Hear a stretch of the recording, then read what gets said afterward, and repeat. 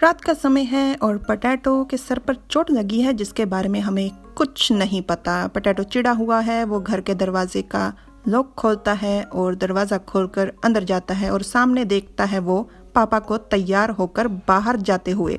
दोनों ही एक दूसरे को देखकर चौंक जाते हैं। दोनों को समझ नहीं आ रही कि वो एक दूसरे से क्या कहें और पोटैटो अचानक से पापा से मुंह फेर देता है जैसे वो पापा से नाराज हो।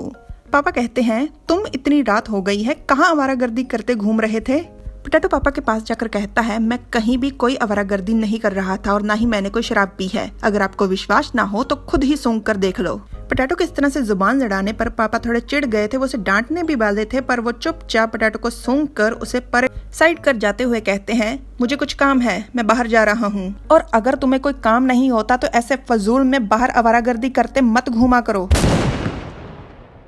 पापा जोर से दरवाजा पटक कर चले जाते हैं। पोटैटो अभी भी थोड़ा नाराज चिढ़ा हुआ लग रहा था पर सच्चाई कुछ और थी।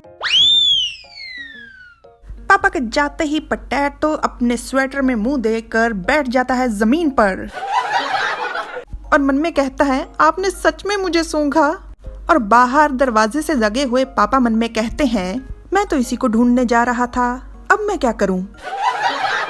पापा पहुंच चुके हैं एक कन्वीनियंस स्टोर पर जहां पर जो कर्मचारी काम करता है वो बहुत ज्यादा नींद में है और परेशान भी। पापा आधी रात को आकर उनसे बियर और सिगरेट्स के साथ कह रही हैं, इस कैंडी को भी पैक कर दो। पापा ने पोटैटो के चक्कर में बेचारे कर्मचारी की रात खराब कर दी।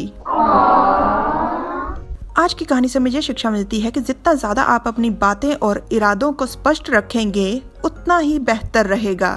Like, share, subscribe, comment. Thanks for watching.